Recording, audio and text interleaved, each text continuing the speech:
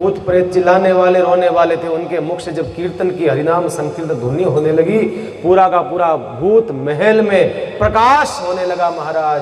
पूरा भूत महल जगमगाने लगा। कहते हैं वो जितनी भी प्रेत पिशाच आत्माएं जो जो थी, डाकड़ी साकड़ी सब की सब, कहते हैं बड़े दिव्य दिव्य रूपों के अंदर भगवान के पास बढ़ बढ़ करके कहते हैं बड़े सुंदर सुंदर विमान आ रहे हैं और वो मीराबाई को प्रणाम करते हुए जा रहे हैं, मीराबाई की जय जयकार करते हुए जा रहे हैं महाराज। बोलिए मीरा के श्याम की।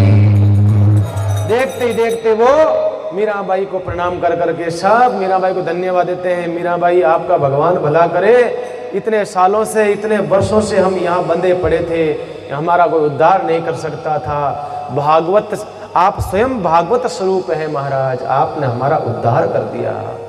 मीराबाई ने कहा मैं कुछ करने वाली नहीं हूँ, ये सब भगवान की कृपा से होता है, सब परमात्मा करने वाला है। देखो बंधुओं, इस संसार में बिना स्वार्थ के सिर्फ संत ही इस जीव का हितैषी बनता है, दुनिया के लोगों का स्वार्थ छुपा हुआ होता है। कहते हैं मीरा को 2 दिन हो गए, अभी तक कोई मीरा का पता नहीं, बाहर नहीं आने दिया मीरा को। कहते हैं पीछे चंपा चमेली सब के सब बड़ी दुखी है, अभी तक हमारे भाई साहब नहीं आए, अभी तक हमारे भाई साहब नहीं आए, क्या बात हो गई।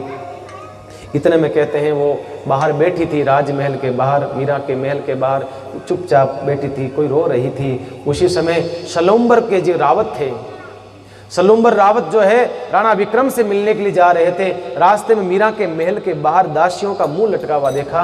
कहा क्या बात है, तो मीरा का महल है। कहा हाँ मीरा का महल है, लेकिन क्या करें, हमारी बाईसा को गए हुए कितने दिन हो गए, 2 दिन हो गए, अभी तक बाईसा का पता नहीं।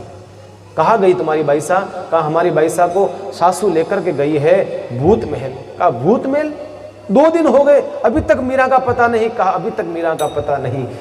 सलुम्बर के रावत तुरंत गए विक्रम के पास में और कहा राणा विक्रम महाराज, और बड़ा सम्मान करते क्योंकि उस राणा बहुत पुराने महाराज वो शासक थे, कहते हैं सलुम्बर के, इसलिए बड़ा सम्मान करता था विक्रम भी उनका। और कहा पधारिए पधारिए पधारिए आइए। कहा कि वो सब बातें बाद में करेंगे, आपकी भाभीसा कहाँ है?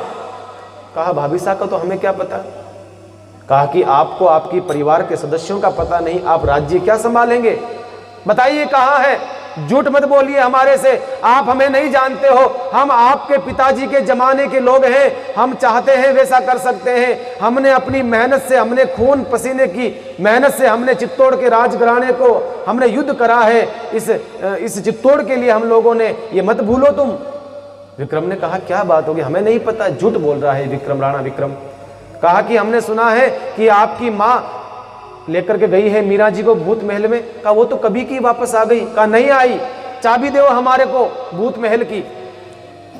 अब इतना बड़ा पुराना बुजुर्ग अगर चाबी मांगता है विक्रम से, तो विक्रम ने चाबी दे दी और सलुम्बर के रावत जाते हैं और जाकर के दरवाजा खोलते हैं। सलुम्बर के रावत ने क्या देखा, सामने एक धवल, एक ऐसी मूर्ति और भगवान का भजन कर रही है। ऐसा सुंदर वर्णन, ऐसा सुंदर स्वरूप क्योंकि कभी देखा नहीं उन्होंने मीराबाई को, नाम सुना था। ऐसी दिव्य आभा चमक रही है, प्रकाश चमक रहा है और उनके चरणों में प्रणाम करता है और कहा देवी धन्य है आप, धन्य है आप।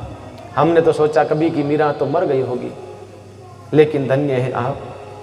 इस प्रकार से कहते हैं मीराबाई जी को वापस लेकर के आते हैं। अभी तक मीराबाई का कुछ भी बाल बांका नहीं हुआ। कहते हैं फिर विक्रम से हाडी बाई ने कहा ऐसे तो मीरा का बाल बांका होगा नहीं, क्योंकि ये उसके पास में उसकी 4 दासियां हैं, चंपा चमेली केसर आदि, वो कुछ न कुछ इनके बीच में आ जाती है हमारे प्लान में। एक काम करो, हमारी दासी भी वहाँ 4 भेज दो, तो क्या चल रहा है क्या नहीं चल रहा है किसी माध्यम से मीरा जी की कुछ न कुछ खत्म हो जाएगा। क्योंकि इनका जो परिकर है आसपास का मीरा जी के, इसको पहले ख़त्म करना पड़ेगा। मीरा जी को बाद में ख़त्म करेंगे, पहले मीरा जी के आसपास की जो सखियाएँ हैं, दासियाएँ हैं, इनको ख़त्म करेंगे पहले। और कहते हैं राणा विक्रम ने 4 दासियाएँ अपनी ओर से मीरा की सेवा में भेज दी। मीरा ने कहा हमें ज़रूरत नहीं है, तो कहा नहीं नहीं, हमारे को विक्रम ने भेजा है, राणा विक्रम ने आपकी सेवा करने के लिए भेजा है। कहा क्या सेवा करोगे आप? कहा हम भोजन बनाएगी रसोई के अंदर। चंपा ने कहा नहीं, ऐसा कभी नहीं हो सकता है, ऐसा नहीं हो सकता है। भाई साहब आप इनको नहीं जानती हो, रसोई के अंदर इनको नहीं आने देंगे। कहते हैं महाराज, चंपा ने अपने हाथ में रसोई का काम ले लिया। कहते हैं पंडित जी आते थे महाराज, एक उनको कथा सुनाने के लिए, रोज का नियम था, एक पंडित जी कथा सुनाने आते थे। तो उन दासियों ने सोचा कि ये पंडित जो है रोज कथा सुनाने के लिए आता है, उसको विष दे करके मार दिया। एक दिन पता चला कि पंडित जी मर गए, बहुत दुखी हुई, बहुत दुखी होती है मीराबाई। उसके बाद कुछ दिन बाद में जो मीराबाई की दहाई थी, जिसने बचपन से मीराबाई को पाला था, जिसका नाम था मिथिला, सोचा इस मिथिला को मार देना चाहिए। तो एक दिन क्या करा, उन दासियों ने जो विक्रम ने भेजी थी, उन दासियों ने क्या करा, भोजन के अंदर पारा खिला देती है वो महाराज। पारा पेट में चला गया, धीरे धीरे मिथिला का शरीर जो है जलने लगा अंदर से। शरीर में पारा चला जाए फिर सुरक्षित कैसे रहेगा, अंदर से पूरा शरीर जलने लगा उसका। वो रोज स्नान, दिन में 10 बार स्नान करती थी वो। मीरा ने कहा अरे मिथिला तू पागल हो गई है, दिन में 10 बार तो स्नान करती है, क्या हो गया तेरे को? कहा भाई साहब पता नहीं, पूरे शरीर में जलन मचती है, पूरा शरीर जलता है, अग्नि की तरह तपता है, मैं स्नान करती हूँ तब अच्छा लगता है। दिन भर पानी में पड़ी रहती थी मिथिला, क्योंकि शरीर में पारा चला गया। वैद्यराज को बुलाया, वेदराज ने कहा भाई साहब इसके शरीर में पारा चला गया है, अब इसको बचाना मुश्किल है, अब इसको बचा नहीं सकते। और कहते हैं मिथिला का समय नज़दीक आ गया, और कहते हैं मिथिला ने मीराबाई की गोद में सर रख दिया, और मिथिला ने कहा भाई साहब मैं और कुछ नहीं मांगती हूँ, जब मेरा प्राण जाए तब बस मैं तड़पूं नहीं, और कुछ नहीं। मीराबाई उसके माथे पे हाथ फेर रही है और कहा मिथिला तूने तो हमारा पालन पोषण किया है मिथिला, तो हमें छोड़ के कैसे जा सकती है? कहा भाई साहब मेरी तो और भी इच्छा थी, मेरी तो बहुत इच्छा थी कि मैं आपकी सेवा करूं, लेकिन लगता है अब आपकी सेवा का समय पूरा हो गया, मेरी सेवा का समय तो अब मुझे जाना होगा। और कहते हैं वो मिथिला मीराबाई से ही पहले जो सेवा करती थी, 66 साल की उम्र में कहते हैं मीराबाई से विदा होकर के मिथिला भगवान के परम लोक में जाती है। और आगे प्रसंग सुनेंगे हम, यही मिथिला कंचन माला, द्वारिका की ही एक दासी बनकर के, कंचन माला बनकर के मीरा जी का स्वागत करेगी, हम कल की कथा में सुनेंगे। वो ही मिथिला अब एक साथ छूट गया और मीराबाई का। कहते हैं इस प्रकार से एक दिन दासी ने मीरा से कहा, जो विक्रम ने भेजी थी दासी है, उसमें से एक ने मीरा से कहा भाई साहब आप तो हमारे को कोई अच्छा सा काम ही नहीं सौंपते हो, हम आपकी सेवा करना चाहती हैं, कुछ न कुछ सेवा का मौका दो। चंपा ने कहा नहीं, कोई सेवा का मौका नहीं, तुम बस बाहर की सेवा करो, कक्ष में नहीं आना मीराबाई के। तो मीरा ने कहा चंपा तो पागल हो गई है, इनको क्यों तू इस प्रकार से तू इनके ऊपर विश्वास नहीं करती है, ये ऐसे लोग नहीं हैं। कहा नहीं आप नहीं जानते हो भाई साहब। मीरा ने कहा कोई बात नहीं, उस दासी से कह दिया अब तेरा रोजाना का काम है मेरी सैया तैयार करना, मैं जहाँ सोती हूँ ना ये सैया तेरे को तैयार करनी है, तू बिछाया करा कर। कहा ठीक है। उसको तो मौका मिल गया, उसने क्या करा, एक दिन मीराबाई जी की सैया के नीचे कांच का चूरा, बारीक बारीक कांच का चूरा पीसा और उसमें महाराज विष मिला करके, पूरे कांच के चूरे में विष मिला करके वो पूरा का पूरा सैया पर बिछा दिया और उसके ऊपर कपड़ा बिछा देती है वो। उसने सोचा मीराबाई सोएगी, क्योंकि मीराबाई को ध्यान नहीं रहता था, मीराबाई का शरीर उसका बिल्कुल उसका ध्यान खत्म हो गया। मीराबाई को मीठा क्या होता है, पानी गर्म क्या होता है, ठंडा क्या होता है, तीखा क्या होता है, नमकीन क्या होता है, ना तो स्वाद आता था मीराबाई को, ना शरीर पर भान पड़ता था कि पानी गर्म है पानी ठंडा है, ना तो शरीर का ध्यान रहता। मीराबाई को कुछ भी पता नहीं रहता था, क्योंकि भगवान के भक्ति में ऐसी लग गई थी मीरा। कहते हैं वो मीराबाई रात को सो गई, सवेरे उठ करके वो स्नान करने के लिए गई। मीराबाई तो पीछे से चंपा आई, चंपा ने क्या देखा कि मीराबाई की सैया के पास में कांच के टुकड़े पड़े हैं। चंपा भागी, जल्दी जल्दी भागी, मीराबाई के पास में आई। मीरा में दरवाजा खोलो जल्दी से बाथरूम का। मीराबाई ने कहा क्या हुआ चंपा, क्यों चिल्ला रही? अरे जल्दी से दरवाजा खोलो, जल्दी से खोलो। मीरा में दरवाजा खोला और मीराबाई के शरीर के ऊपर हाथ फेरने लगी। कहा कि वाह क्या, बता तो सही। मोर पे हाथ, पीछे हाथ फेरने लगी और चार पूरे शरीर पे हाथ फेरने लगी। कहा कि क्या हुआ? कहा कि आपको पता नहीं, आपकी सैया के ऊपर तो रात्रि को चूरा बिछा दिया गया था कांच का। मैं देख रही हूं कहीं हमारी भाई साहब को तकलीफ तो नहीं हुई। अरे चंपा कैसी बात करती है, इतने दिन तक जो सैया मुझे अच्छी नहीं लगती थी, रात्रि को इतनी अच्छी लगी, ऐसा लगा कोई पुष्पों के ऊपर मैं सो रही हूँ, ऐसा लगा है मैं तो धन्य हो गई, जैसी रात्रि को नींद आई कभी नींद नहीं आई मुझे तो। ऐसी मीराबाई महाराज जो जो प्लानिंग करते हैं सारी की सारी फेल हो जाती है। मीराबाई तो हर समस्या का समाधान मीराबाई के पास में है महाराज, हर समस्या का समाधान। इस प्रकार से कहते हैं मीराबाई तो अपनी यात्रा में संलग्न है महाराज। आगे कहते हैं मीराबाई के धीरे धीरे बहुत बहुत कोशिश करते हैं ये लोग तो कि भाई कुछ न कुछ मीराबाई के साथ में घटे, लेकिन मीराबाई के साथ में कुछ भी नहीं होता है। आखिर में उदाबाई मुंह लटका करके आई और कहने लगी राणा विक्रम से अब क्या करें। उदाबाई ने कहा एक और स्कीम है। कहा कि बता। तेरी स्कीम तो एक भी काम नहीं आई। कहा अब की बार 100% काम आएगी। कहा कि बता तो सही। उदाबाई ने कहा एक काम करो। इसी समय एक विजयवर्गीय आ गया। विजयवर्गीय ने आकर के कहा इससे मत पूछो, आप तो गेली डपोड़ है, मैं बताऊं थाने बढ़िया स्कीम। कहा कि बताओ। इसने कहा कि एक काम करो, मीराबाई को विष दे दो, हलाहल कूट जहर दे दो मीराबाई को और वो मर जाएगी। कहा ये बात। और कहते हैं वैद्य को बुलाया, राज्य वैद्य को बुलाया। राज्य वैद्य को कहा विक्रम ने जाओ हलाहल कूट जहर लेकर के आओ। राज्य वैद्य ने कहा महाराज किसको सजा सुनाई? हमने तो नहीं सुना किसी को आपने सजा सुनाई, किसको मारना चाहते हो? कहा जितना बोला उतना करो। पहले के जमाने में सजा मिलती किसी को ना तो जहर दिया जाता था, फांसी दी जाती थी महाराज। तो कहा किसको सजा दी? कहा जितना तुम्हें बोला है उतना कार्य करो। जाकर के महाराज कहा वो तो जमीन के 20 फीट 30 फीट नीचे जहर रखते हैं हम लोग, क्योंकि जहर को जो था वो हलाहल काल कूट जहर जमीन के 20 फुट नीचे रखते थे वो जहर को। कहा महाराज खोदना पड़ेगा। कहा खोद करके लाओ, जहर हलाहल जहर होना चाहिए। कहा बिल्कुल महाराज।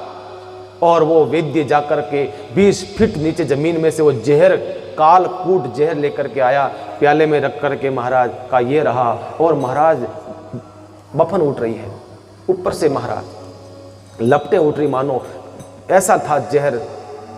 कहते हैं इस प्रकार का जहर जब आया, कहा अब तुम जाओ। वैद्य को भेज दिया, वैद्य चला गया। वैद्य सोच रहा है कि जहर देंगे किसको महाराज, अभी तक ये पता नहीं पड़ा। कहा कि अब किसको भेजें, ऐसा कौन है विश्वास पात्र जिसके ऊपर मीरा जी विश्वास करके जहर पी लेगी। उदा ने कहा मैं बताऊं थाने। कहा कौन? कहा एक काम करो, कुंज श्याम मंदिर में दयाराम पंडा नाम का एक पंडित पूजा करता है, उसके ऊपर वो विश्वास कर सकती है और उसको भेजो। बुलाया दयाराम पंडा को और कहा पंडित जी ये लो। कहा ये क्या है? कहा कि ये बाईसा को देना है, मेरा मेड़तनी को जाकर के देना है। कहा महाराज पर बताओ तो सही, वो पूछेगी क्या है, मैं क्या जवाब दूंगा? कहा कि उनको कह देना कि ये चरणामृत आया है, ये द्वारिका से भगवान जगदीश का चरणामृत है, ये कह देना, वो चरणामृत ले लेगी। दयाराम पंडा ने देखा इसका कलर ऐसा चरणामृत जैसा तो नहीं है। चरणामृत कलर तो महाराज थोड़ा सा पीलापन होता है उनके अंदर, केसर का जैसा होता है, ये तो चरणामृत नहीं है। कहा तुम्हें जितना बोला है उतना करो बस, और चुपचाप, और कोई बात नहीं। दयाराम पंडा समझ गया। दयाराम पंडा सोचने लगा कि लगता है ये चरणामृत तो नहीं है, लेकिन दुष्ट की बात को मानना पड़ेगा। और कहते हैं मीराबाई के पास में गया, वो थर-थर कांप रहा था। जाकर के मीराबाई को प्रणाम करा और कहा भाई साहब हुक्म। कहा हाँ बोलो। कहा कि आपके लिए राणा विक्रम ने आपके लिए चरणामृत भेजा है। भाई साहब बड़ी खुश होती है मीराबाई। कहा मेरे लिए चरणामृत भेजा है? कहा हाँ आपके लिए चरणामृत भेजा है। मीराबाई ने कहा लाओ लाओ मुझे दो। इतने में चंपा आ गई। कहा ठहरो, रुको। कहा कि क्या हुआ?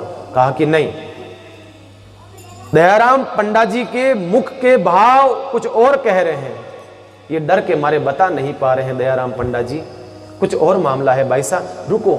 ये चरणामृत ऐसा कैसे हो सकता है, इसका कलर तो नीला नीला है, नीला नीला कलर है इसका, ऐसा कैसे हो सकता है। मीरा ने कहा, चंपा तू भी बड़ी पागल है, तुझे विश्वास नहीं होता, तू यहाँ रह करके तेरे को रंग लग गया, लाओ दयाराम जी मुझे दो आप। और कहते हैं महाराज देखते ही देखते मीरा बाई दयाराम पंडा के सामने से हाथ में लेती है वो चरणामृत, क्योंकि भगवान ने मुझे भेजा है। तुरंत मीरा बाई हाथ भगवान की तरफ करके कहती है, प्रभु अगर मैंने अपने जीवन के अंदर आपके अलावा किसी और का चिंतन भी मैंने जीवन में किया है तो प्रभु आप मुझे सजा दे सकते हैं। और कहते हैं देखते ही देखते वो दोनों हाथों को प्याले को लेकर के वो चरणामृत को पी जाती है, महाराज गटगट पी जाती है। और दयाराम पंडा कहने लगा, ठहरो ठहरो भाई साहब ठहरो, लेकिन मीरा रुकती नहीं है और मीरा तो उसको पी जाती है और पी करके कटोरा दूर रख देती है। चंपा देखती रह गई, चमेली देखती रह गई, केसर देखती रह गई। दयाराम पंडा थर थर कांप रहा है, अब मरी मीरा, अब गई। मीरा ने आज कहा, चंपा आज तो नाचने का मन हो रहा है, घुंघरू निकाल, करताल निकाल, एक तारा निकाल, आज नाचना चाहती है मीरा, आज नाचना चाहती है। और मीरा ने घुंघरू बांधे हैं साहब, वो मीरा है जहर पीने के बाद में जिसको नाचने की इच्छा होती है साहब, वो मीरा है। घुंघरू बंधे हैं मीरा के आज पैरों में, मीरा ने हाथ में एक तारा लिया है और चंपा चमेली पास में बैठी है। मीरा क्या कह रही है, हो पगे घुंघरू बांधे मीरा नाची नाची रे मी नाची रे नाची रे मीरा नाची रे नाची रे नाची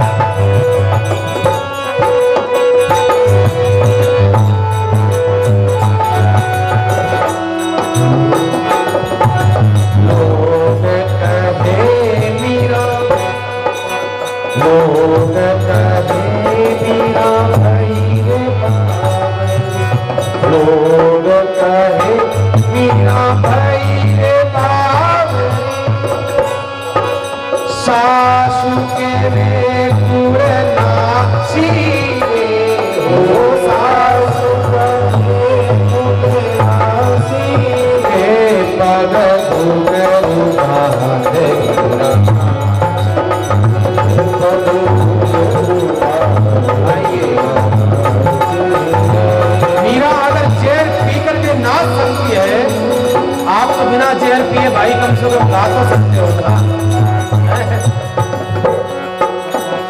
नाची रे मी नाची रे मीरा नाची नाची रे मीरा नाची पग पायल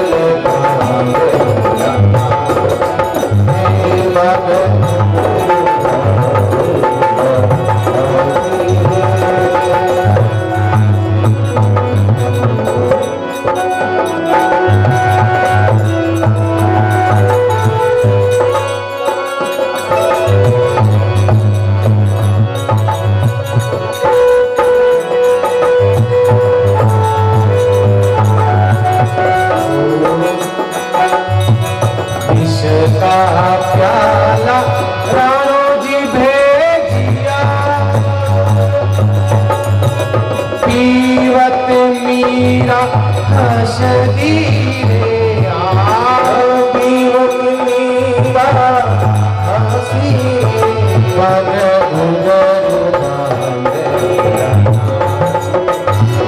कभी घुंघरू बांधूंगा हंसी पग पायल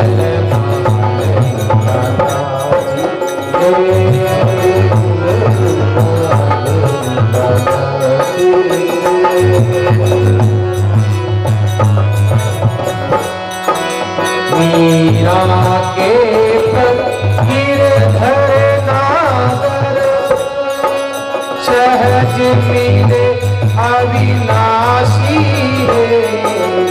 मीरा के प्रभु गिरधर नागर सहज मिले अविनाशी पग घुंघरू बांधे अविनाशी पग घुंघरू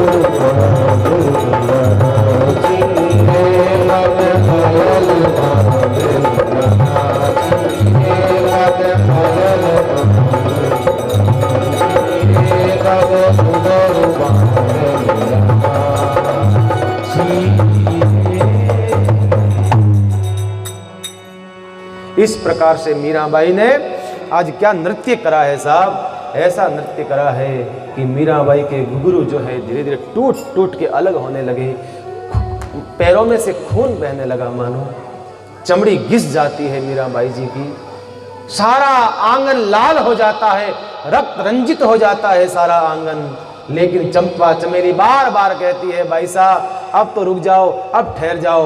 वो जहर पीने के बाद में साहब नाचने का मन होता है, गाने का मन होता है, ये कोई मीरा जैसे ही कोई महान भक्ति का हो सकता है, बाकी तो महाराज छटपटा करके मर जाता आदमी, कहाँ टिकने वाला। सूचना पहुंची राणा विक्रम के पास में और कहा हलाहल जेर पी करके नाच रही है।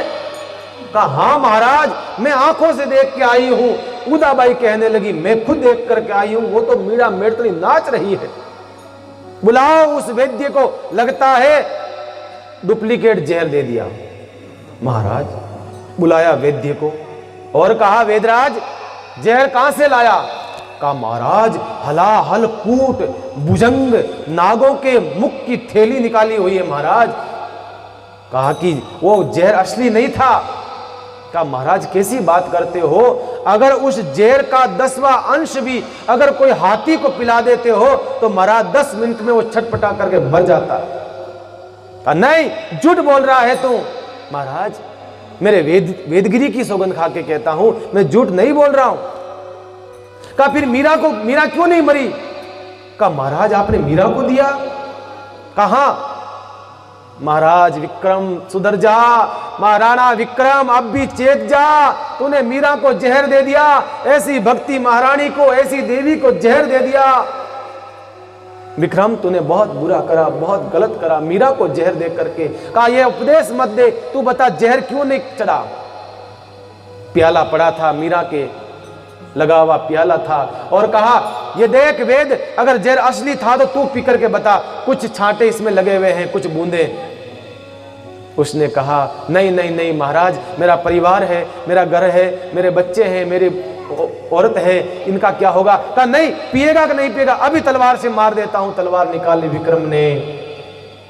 बूढ़े वेद ने कहा नहीं नहीं इस दुष्ट के तलवार से मरने से अच्छा है मेरी देवी भक्ति महारानी मीरा के होठों से लगा हुआ ये प्याला, कम से कम इसको पीऊंगा तो जीवन का बेड़ा तो पार हो जाएगा। और कहते हैं उस वेद ने उठाया प्याला और महाराज उस पे कुछ बूंदे थी, उस बूंदों को अपने मुख पर लगा करके जबान पे लगाया और कहते हैं 15-20 मिनट के अंदर वो छटपटा करके वो अपने प्राणों को छोड़ देता है, मर गया। विक्रम ने कहा फेंक दो इसको, ले जाओ इस वेद को, घर वालों को बोलो। घर वाले आए और आकर के विक्रम से हाथ जोड़ने लगे कि जिस वेद ने जिंदगी भर आपकी सेवा करी उसको आपने ये उपहार दिया, ये तोहफा दिया आपने, चले जाओ यहां से। विक्रम ने भगा दिया सबको, ला करके उस लाश को ला करके अपने घर के बाहर रख दिया। रोने लगे, पत्नी बच्चे सब रो रहे हैं। इतने में चंपा मीराबाई की दासी वहां से गुजर रही थी। उसने देखा कि ओ ये तो वेद है, ये तो वही वेदराज जी है जिसने हमारी बाईसा को जेर दिया था। और कहा पास में गई क्या हुआ, क्यों रो रही हो? कहा क्या बताएं, हमारे देखो हमारे परिवार के एक ही मुखिया था, वो चला गया, हम तो अनाथ हो गए, हमारा और कोई नहीं था आगे पीछे। बेटियां रोने लगी, उसकी बहू रोने लगी। चंपा ने कहा क्या हुआ? कहा इन्होंने जहर दिया था मीराबाई जी को, वो विक्रम ने दे दिया उनको, और वो मीरा तो कुछ नहीं अपना बिगाड़ पाई, पर ये मर गए। चंपा ने कहा ऐसा कैसे हो सकता है, जिस जहर को पीने के बाद में हमारी मीरा जी हमारी मीराबाई सा नाच रही है, उस जहर को पी करके ये मर कैसे सकते हैं? आप चिंता मत करो, आप चिंता मत करो, इनको जलाने के लिए बाद में ले जाना, पहले हमारी मीराबाई सा के महल के पास में ले चलो, क्या पता कोई भगवान की कृपा हो जाए, क्या पता कोई परमात्मा कृपा कर दे। उसकी लाश को, वेद की लाश को कहते हैं, मीरा के महल के बाहर रख दिया गया। चंपा ने आवाज दी है, घर वालों ने आवाज दी है, भाई साहब बाहर पधारो, भाई साहब हुक्म बारे पधारो, भाई साहब हुक्म। मीरा बाहर आई है, आकर के देखा लाश पड़ी है। अरे ये तो वही वेद जी है जो मेरे पास में आया करते थे, इनको क्या हुआ? कहा भाई साहब सारी घटना बताई। कहा ये कैसे हो सकता है, ये मर कैसे सकते हैं? ऐसा न कभी नहीं हो सकता है, मैंने भगवान से प्रार्थना करी है, नहीं मर सकते हैं, तुम चिंता मत करो। वापस मीरा ठाकुर जी के सामने गई, गिरधर के सामने हाथ जोड़ के कहा ये गलत बात है भगवान, मैं जब जहर को पी रही थी तो मैंने ये थोड़ी कहा था कि आप मीरा को जिंदी रखना और दूसरे को मार देना, ये गलत बात है, ये गलत बात है प्रभु। और मीराबाई ने वहाँ का चरणामृत, कुछ तुलसी दल था, कुछ चरणामृत था, और लेकर के वापस बाहर आई और वेदराज जी के मुख में अपने हाथों से मीराबाई जी ने चरणामृत को रखा और उनके मुख में तुलसी दल रखा। भगवान की ऐसी कृपा होती है वो वेद वापस जी करके बैठ जाता है। तो ये भक्तिमती मीराबाई की। महाराज परिवार वाले खुश हो जाते हैं, परिवार वालों की जान में जान आई, मीरा के चरणों में गिर पड़े। वेदराज मीरा के चरणों में गिर पड़ा। वेदराज ने कहा मीराबाई अब ये नगर छोड़ करके हम चले जाएंगे, क्योंकि यहाँ रहेंगे तो विक्रम मार देगा। हमने महान पुण्य आत्मा का अपमान करा है, हमने अपराध करा है, हमें सजा तो मिलनी थी। ऐसी बात नहीं है वेद जी, ये भगवान की कृपा है, इसमें मेरा कोई रोल नहीं है, इसमें मेरा कोई भागीदारी नहीं है, ये सब परमात्मा की कृपा है। इतना बड़ा काम करने के बाद में मीरा में सरलता देखो बंधुओं, कितनी सहजता है, कितनी सरलता है मीरा देवी के अंदर। इतनी सरलता के साथ में मीरा अपने आप को तुच्छ मानती है, बिल्कुल तुच्छ मानती है महाराज। इस प्रकार से कहते हैं मीराबाई के जीवन में यह समस्या आती। एक छोटी सी कथा और कह करके फिर कथा को विश्राम देते हैं, क्योंकि प्रसंग बहुत हैं तो कल भी करना है। तो एक कथा ऐसी आती है कि मीराबाई जब मालूम चला विक्रम को, उदाबाई ने कहा अब भाई साहब अब काई विधि बाकी रही। विक्रम ने कहा तू बता, तू ही है हमारे तो जो भी है जो बताने वाली। उदाबाई की ये काम और करो। कहा कि क्या? अब के विक्रम ने कहा तू चुप रहे, थारे बस की बात को नहीं, मैं बताऊं तरीको। कहा कि हाँ बताओ चलो।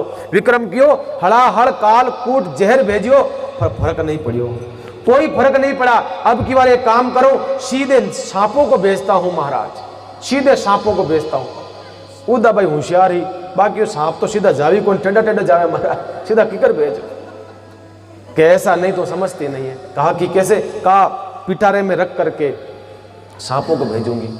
और कहते हैं बड़े खतरनाक जहरीले भुजंग सांपों को लाया गया, सपेरे को बुलाया, उसको कहा देख सबसे खतरनाक जो फूंक देते ही मर जाए आदमी, ऐसे 2 सांप लेकर के आ। और वो पिटारे के अंदर वो मोटे मोटे 2 सर्प लेकर के आया और कहा महाराज ये किसको दोगे? कहा तू चला जा, ये किसको दोगे किसको लोगे, ये हमारा काम है। चला गया और कहते हैं लेकर के तो आ गया। अब वो सांप कौन लेकर के जावे, क्योंकि दयाराम पंडा तो समझ गया, दयाराम पंडा तो वापस ले जाने वाला था नहीं। इसलिए सोचा, उदाबाई ने कहा ये काम करो महाराज। कहा कि क्या? कहा कि भोजराज की माँ, उसके वहां एक कुमकुम नाम की दासी है, वो मीराबाई जी के पास में आती जाती रहती है, उसका बड़ा प्रेम है, क्यों नहीं उसको भेजो। कहा हाँ। बुलाई कुमकुम को। कहा कुमकुम? कहा कि हाँ महाराज। कहा ये काम करो, ये जो पिटारी है ना पिटारी, ये पिटारी ले जाकर के मीरा को दे दो।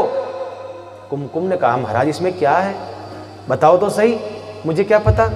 कहा बस जाके दे दो। कहा मीराबाई पूछेगी तो क्या कहूंगी? कहा ना उनको कहना कि कोई महात्मा आए थे गंड की नदी से, वहां से सालग्राम जी की बटिया लेकर के आए हैं, सालग्राम जी की बटिया की पूजा करती है, तो हमारे बस की बात नहीं, तू तो जानती है हम तो राजा हैं, हमारे बस की बात, हम तो पूजा नहीं कर सकते, हमारी भाभी साहब भगवान की भगत हैं, क्यों नहीं वो पूजा कर लेगी, और उनको जाकर के दे करके आ जाओ।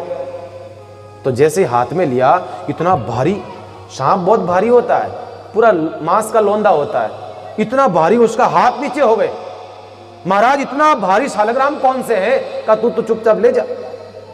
और कहते हैं वो सालग्राम जी की बटिया कह करके का बीच में खोलना मत, और ऐसा मजबूत बांध दिया, मजबूत बांध दिया। और कहते हैं वो कुमकुम नाम की दासी आज मीरा के महल में गई है, और जाकर के मीरा के महल में दरवाजा खोला। कहा भाई साहब, अरे कुमकुम काफी दिनों बाद आई, क्या बात है, क्या लाई? ला क्या लाई?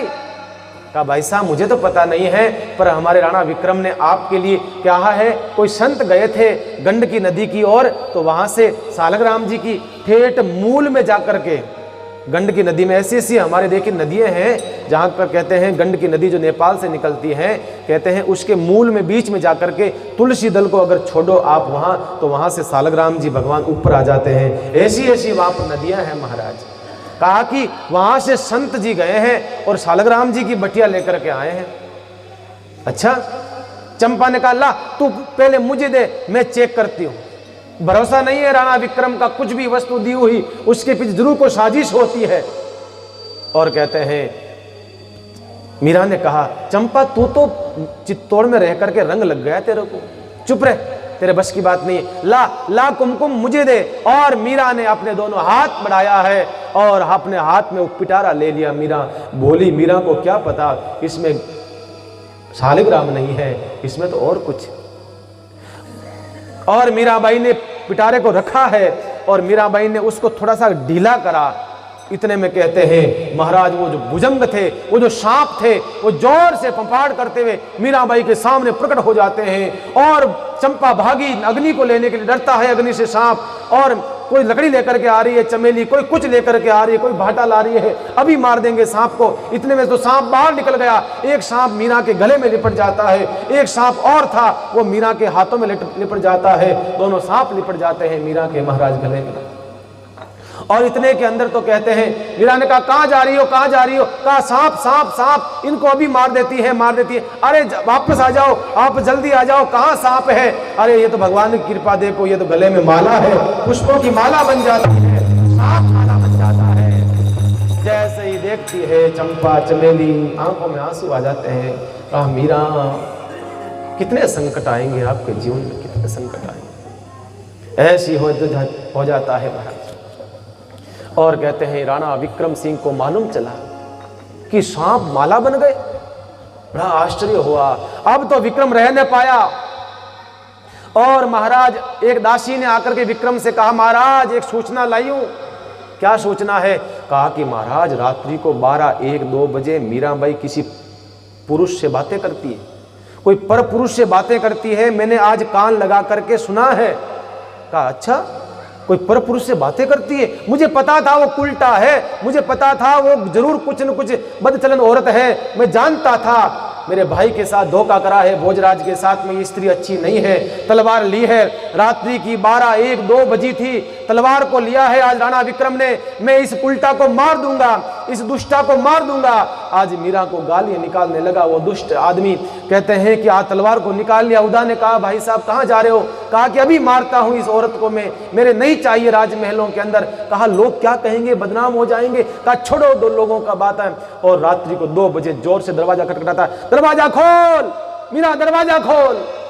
चंपा घबरा गई, चमेली घबरा गई, भाई साहब दरवाजा मत खोलना, लगता है आज राणा विक्रम आपको मारने आया है, मारने आया है, दरवाजा मत खोलना भाई साहब, दरवाजा मत खोलना। मीरा ने कहा अरे जाको राके साइया मार सके ना कोई, खोल दे दरवाजा, क्या करेगा विक्रम, आने दे। और कहते हैं महाराज दरवाजा जैसे ही खुला नहीं, जोर से लात का प्रहार करता है राणा विक्रम, दरवाजा टूट के नीचा गिर जाता है।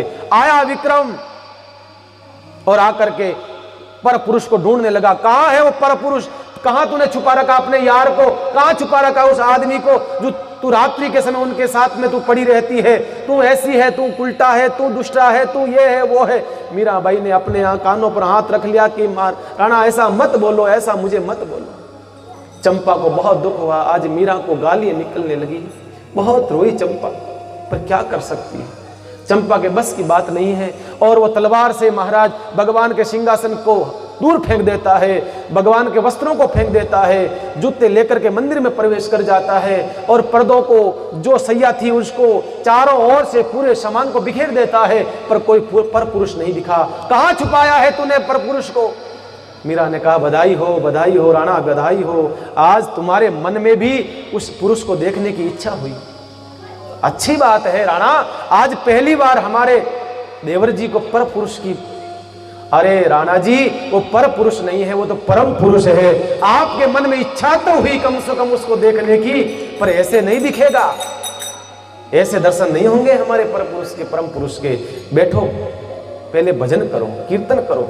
और क्रोध आया और कहते हैं राणा विक्रम ने तलवार को घुमाया, जोर से सोचा कि मीरा को अभी मैं काट देता हूं, लेकिन जैसे ही तलवार मीरा के ऊपर चलाता है राणा, और कहते हैं तलवार हवा में आर पार हो जाती है। राणा ने कहा ये क्या हुआ, मरी नहीं, वापस चलाया, हवा में आर पार, ऐसे ऐसे ऐसे ऐसे चलाने लगा, पर मीरा ते हवा में, जैसे कि हवा में चला रहा है, कोई फर्क नहीं पड़ा। मीरा के ऊपर भगवान रक्षक था, रक्षा कर रहा था और उसको सहन नहीं हुआ। आज पहली बार उस महान भक्ति महारानी मीरा के बालों को पकड़ लिया, जैसे ही बालों को पकड़ के खींचने लगता है आज विक्रम, राणा विक्रम, दासियां उसके चरणों में गिरती है, राणा विक्रम के पैरों में पड़ती है, राणा विक्रम छोड़ दो, हमारे को छोड़ दो, हमारी बाईसा को छोड़ दो, कोई अपराध नहीं हमारी बाईसा का, हम मेड़ता चली जाएंगी, चित्तौड़ को छोड़ देंगी, हम राजमहलों में नहीं रहेंगी, सवेरा होते ही हम हमारे बाईसा को लेकर के यहाँ से विदा हो जाएंगे, हमारे ऊपर अत्याचार मत करो। लेकिन राणा विक्रम कहाँ मानने वाला है, बालों को पकड़ा है राणा ने, खींचने लगा। उसी समय भगवान से प्रार्थना करी है मीरा ने, हे प्रभु, हे दयालु, क्या ये दिन भी आज दिखाने बाकी रह गए थे? प्रभु, क्या आज ये इस पर पुरुष, इस दुष्ट के हाथ मेरा स्पर्श हुआ है? क्या भगवान तू इतना मजबूर है, तेरी स्त्री को कोई दूसरा आदमी हाथ लगाए तो कुछ नहीं कर पाए? क्या करेगा तू, कब आएगा तू? उसी समय कहते हैं भगवान की कृपा होती है, जो बाल पकड़े हुए थे उस महाराज वो सर्प बन जाते हैं, सांप बन जाते हैं, लपट जाते हैं पूरे विक्रम के शरीर पर। उसी समय विक्रम घबराया, मीरा को छोड़ करके भागा भागा वापस राजमहल की ओर गया। मीरा के बाल सर्प बन गए, सांप बन गए, लेकिन मीरा को छुड़वा दिया। इस प्रकार से कहते हैं मीरा का ये ऐसे ऐसे संकट, ऐसी ऐसी समस्याएं आ रही है बंधुओं, लेकिन फिर भी मीरा टस से मस्त नहीं होती है। आपकी भक्ति प्रबल होनी चाहिए बंधुओं, आपकी साधना में ताकत होनी चाहिए, कोई कुछ नहीं बिगाड़ पाएगा। इस प्रकार से आज मीरा के संकट ये आए। हम कल सुनेंगे मीरा वापस चित्तौड़ को छोड़ करके मेड़ता की यात्रा करती है, मेड़ता में कुछ दिन रहती है, फिर मीरा जी पुष्कर पधारती है, फिर मीरा जी एक दो स्थानों पर और पधारती है, फिर मीरा जी वृंदावन जाती है, फिर मीरा जी का अंतिम लक्ष्य हमारे भगवान द्वारिकाधीश के पास में जाती है और भगवान द्वारिकाधीश की मूर्ति में समाहित हो जाती है। बड़ा अद्भुत प्रसंग है बंधुओं, बड़ा अद्भुत प्रसंग है। हम उस प्रसंग का आनंद लेंगे और उस प्रसंग के साथ में ही 7 दिनों से चली आ रही कथा का विश्राम है। 7 दिनों से चली आ रही कथा कल विश्राम है। आप सब माताओं बहनों से मेरा निवेदन है, कल ज़्यादा से ज़्यादा संख्या में आप लोगों को पधारना है। भाई लोगों को भी निवेदन है, बालकों को निवेदन है, बच्चों को निवेदन है, बच्चों को निवेदन है, कल ज़्यादा से ज़्यादा भाई जो 6 दिन नहीं आए हैं ना, वो कल 7वें दिन आप जरूर आए, उपस्थित हुए। 1 दिन की कथा शेष बची है। किस प्रकार से आनंद हम लोगों ने लिया है, बड़ा आनंद, बड़े भाव के साथ में हमने मीरा का चरित्र सुना है। बस यही इच्छा है, अब कल के दिन आप सब पधार करके इस कथा का आनंद लो। और कल क्या तारीख है? 31 है, 31। तो सेलिब्रेट, हम भी तो सेलिब्रेट करेंगे। दुनिया के लोग तो, संसार के लोग तो होटलों में जा के दारू की बोतलें खोल करके सेलिब्रेट करते हैं, पार्टी करके सेलिब्रेट करते हैं, डांस करके सेलिब्रेट करते हैं, गंदे गंदे गानों पर, अश्लील गानों पर सेलिब्रेट करते हैं। हालांकि हमारे लिए नया साल नहीं है, लेकिन फिर भी एक प्रेरणा देने के लिए, आने वाली पीढ़ी को एक प्रेरणा देने के लिए हम लोग ये मनाने जा रहे हैं। इस बार पहली बार, मुझे लगता नहीं है इस रामद्वारा में कभी आज तक इतिहास में कभी इस प्रकार का आयोजन हुआ है, इसलिए पहली बार 31 जो है हम सब लोग सेलिब्रेट करेंगे आप सबके साथ में। मैं सबसे निवेदन करना चाहता हूं कि आप सबको कल जरूर जरूर जरूर यहाँ पर पधारना है। और कल हमने धूमधाम से सत्संग का आयोजन रखा है, बड़े धूमधाम से हम सब नाचना है, गाना है, और गरबा के साथ में भगवान महाराज का कार्यक्रम रखा हम लोगों ने, इसलिए आप सबको कल महाराज खिलाया जाएगा।